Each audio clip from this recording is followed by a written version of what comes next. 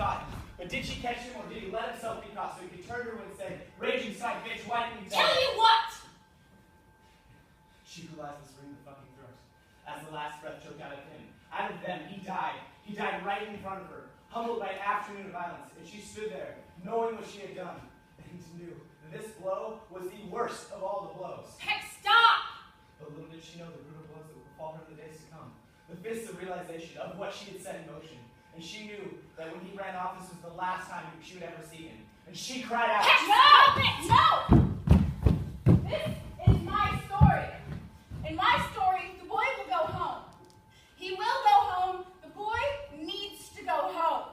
The boy ran frantically down the hill and charged towards his parents' house. Yes, he ran to his parents' home, his heart full, his mind longing for, anticipating the sight of his own front door. He decided to go around to the back of the house. He thrashed through the hedges and lurched down the broken cement steps to reach the basement window. The front door. He would enter the front door of his home to find his mother reading. She was reading. He kicked the window and the panes exploded. He let his mother interpret the sound of shattered glass of wind chimes in the neighbor's deck. She had waited up for him, you see. And as he crossed over the icy shards, he knew the hardest part was over. His father never locked the gun case, and the ammunition was in a drawer just below the armoire. No! This is my story. This is my story. He loaded the hunting rifle, put extra shells in his pocket in anticipation of what he was about to do. Heck, where are you? What are you doing? And as he slid the bolt on the walkout basement door, the barrel of the gun caught a gooseneck lamp. Peck, is that you down there? Yeah, just me, Mom. I thought you were at some speech event. Just grabbing some clothes out of the dryer. Gotta go. Love you. And the boy was gone. Have you seen him? Has he come back? No. You? Caught him with me by the river, but he ran off again. Did he say anything? He was really angry. He was yelling and narrating at me. Narrating at you? Yeah, what the fuck are you supposed to do with that? What should we do?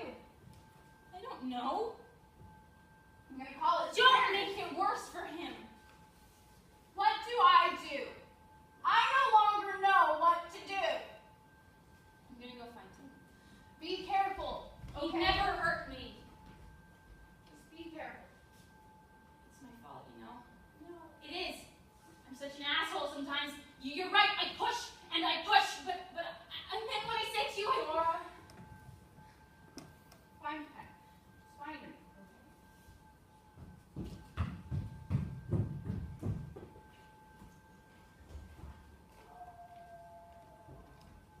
Thought that was you? The barrel of the gun penetrated the light, and slow to follow from the shadows came the boy. Peck, for God's sake, put that gun down. It was true, the gun was what stilled the air and stole her breath, but it wasn't the real reason he'd come. Peck, what you saw, or what you think you saw, It's true, he brought the gun to the story, but what he'd really come for was the cello. crazy. The gun was only the surface of the truth that lay beneath the narrative, within the big guitar. What the hell are you talking And he about? waited. And he waited for what? To take the narrative back. That's what she taught him, how to finish the story. She found the tipping point of change. She was the what happens next, the bridge to the tedious packaging of happy ever after. Stop it. And the rifle clicked like a switch, letting her know that they had reached a point of no return, and the inevitability of the earlier scenes had come to roost. It's not what you think.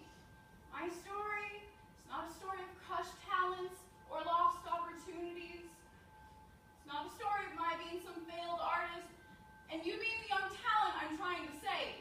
And he waited for her to find the narrative within herself. Christ, She prayed for guidance. it was just... And she began to tell the story within the story of the cello. And it was just. In college, my competition for first C cello was a girl named Aaliyah. She was born in India, raised in London. Her parents had moved to the States for her father's job at the university. Aaliyah was quiet, talented, very gracious, compassionate.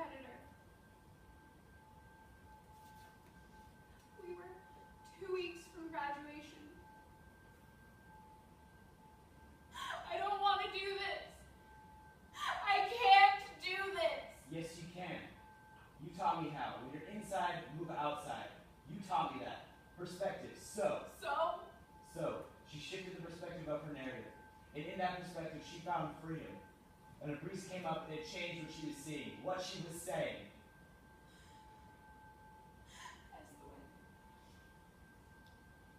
As the wind beat against the blacked out windows of the practice room, and before Caitlin had arrived for their afternoon session, Aaliyah unfastened a single string from the base of her cello. She fastened the loose end of the string to the fingerboard of Caitlin's cello, connecting the two instruments at the neck. She looked at the clock on the wall to see how much time she had. And then in a gesture whose intent could not be misinterpreted, she looped the middle of the string once around her own neck. And she grabbed the throat of her cello in one hand and the throat of Caitlin's in the other, and she pushed her arms as far away from her body as she could stretch, thus tightening the loop and choking off the airflow. And she relaxed her arms. She waited. Tossed and hurried by the wind, Caitlin arrived. Caitlin hesitated. At the door, smoothed her hair to prepare the effects of the wind. It had been 3 hours since Aaliyah had confessed her desires for Caitlin. 3 hours since her breath touched Caitlin's hair as she whispered her affections. Caitlin had spent those 3 hours with her fiancé at the park. He wanted to talk about their future together. Future that Caitlin had recently lost faith in. You see, she could only think of returning to Aaliyah so that they would play together. Privately, together, happily. Together, they would play. She turned the knob of the metal rehearsal room door to discover that it was locked. She shook it again to make sure that she wasn't mistaken. Through the mesh glass window, she saw her, Aaliyah. Instruments held at arm's length, shoulders trembling, blood pouring from her neck. Through the soundproof door, Caitlin's words were never heard.